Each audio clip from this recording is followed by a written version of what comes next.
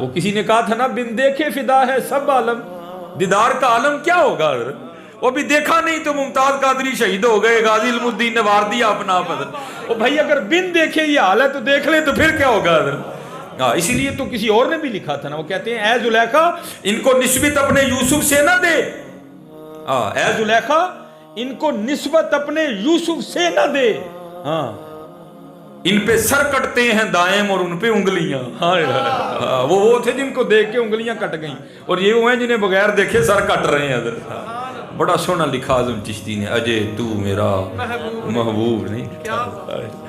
تو حضرت کیا کہنے حضرت اس روح، دیکھو نا حضرت جنہوں نے حضرت یوسف کو دیکھا نا، تو یہ قرآن ہے چلو، تو وہ دیکھ کے وہ جو ہے نا وہ قرآن کہتا ہے وَقَطَّعْنَا أَيْدِيَهُنَّ، بھئی ہمیں تو کٹ لگ جائے تو ہم رونا شروع کر دیتے ہیں، لیکن وہاں کہیں تذکرہ نہیں کہ وہ انگلیاں کٹ گئیں، وہ ہاتھ کٹ گئے تو انہوں نے چیخو پکار کی، نہیں، قرآن کہتا ہے وَقَطَّعْنَا أَيْدِيَهُنَّ، اور کاٹ کے آگے سے کیا کہتی ہیں وَقُلْنَا حَاشَا لِلَّهِ مَا هَذَا بَشَرًا، یہ تو انسان ہے ہی نہیں، ان هَذَا إِلَّا مَلَكٌ کریم۔ حضرت جنہوں نے حضرت یوسف کو دیکھا تو پھر یہ ان کا حال ہے، تو پھر قربان جائیں جنہوں نے حضور کا روح مبارک دیکھا ہوگا ان کا کیا حال ہوگا۔ اللہ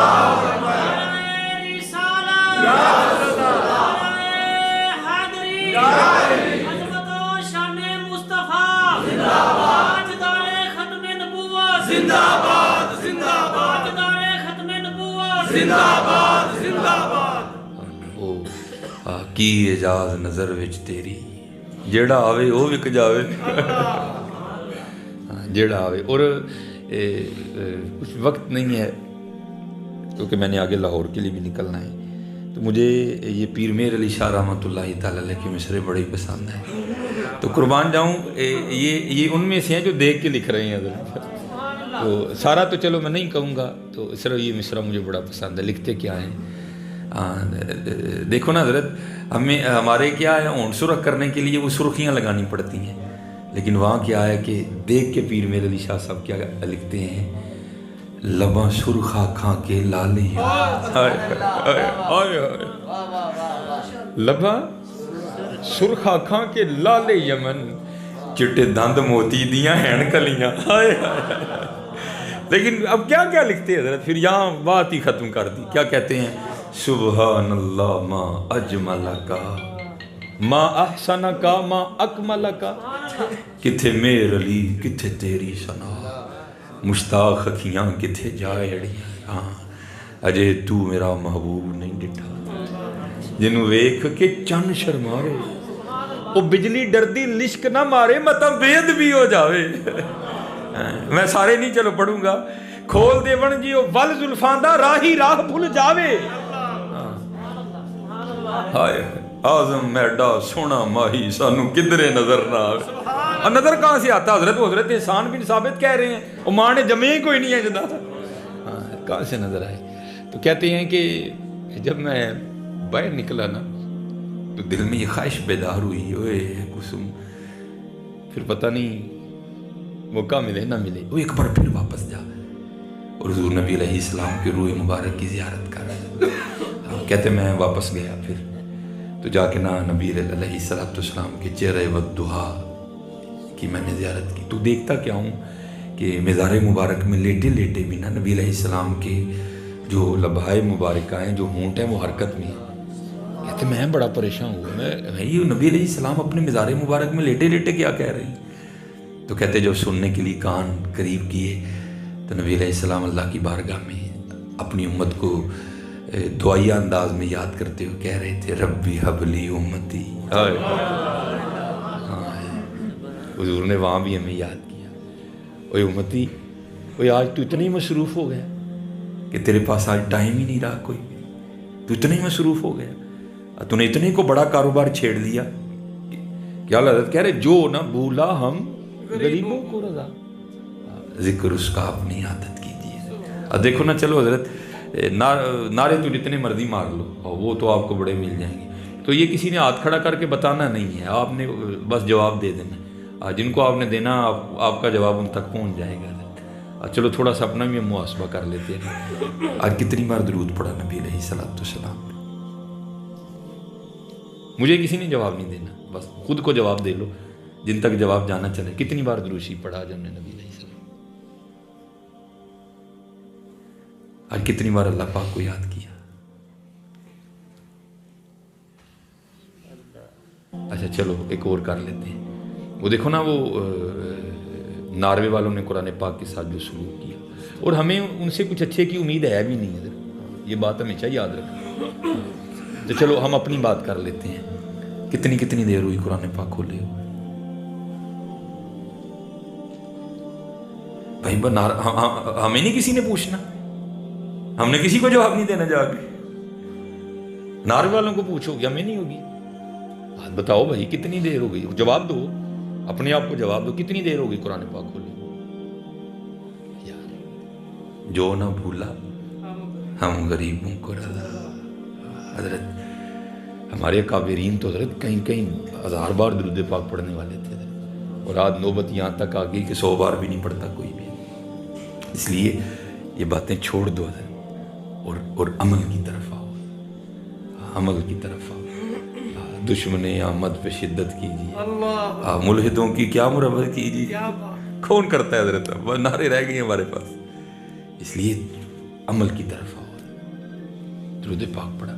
اور یہی تو میں حضرت ہر جگہ جا کے، بھائی ہم بھی مدارس میں پڑھے ہیں، بچے یہاں علماء بیٹھے ہیں، وہ ابرار خطابت، وہ کنز الخطیب، وہ ہمیں یاد ہیں ساری حضرت.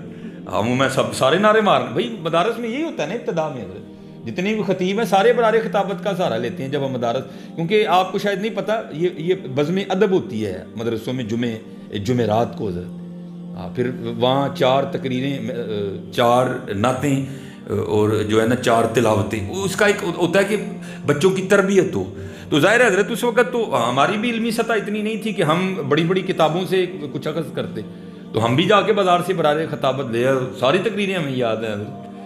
لیکن نہیں یار، آج امت کا بڑا برا حال ہے، اور اتنا برا ہو گیا کہ آج امت روحانی طور پر حضور نبی علیہ السلام سے بڑی دور چلی گئی ہے. بڑی دور چلی گئی ہے، بڑی دور چلی گئی. آج کسی سے بھی پوچھ لو حضرت جی مدینہ کدھر ہے، اور یہ بڑی دور ہے.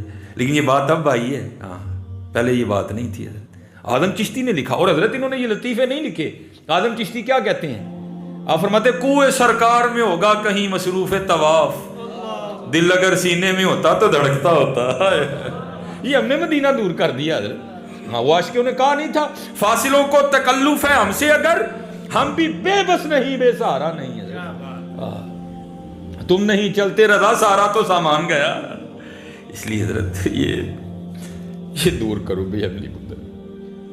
روز درود پڑھو نبی علیہ السلام، پڑھو بے شمار پڑھو، بار بار پڑھو حضرت، بار بار پڑھو حضرت، بار بار پڑھو. اور اتنی بات ہمیشہ یاد رکھنا، اتھے عمل آندے ہونے نے نبیڑے کسے نے تیری ذات اچھلی. دروشی پڑھا کرو، دروشی پڑھا کرو، دروشی پڑھا کرو، دروشی پڑھا کرو. باحضور ہو. یہ ہمارے ایک بزرگ ہیں، یہ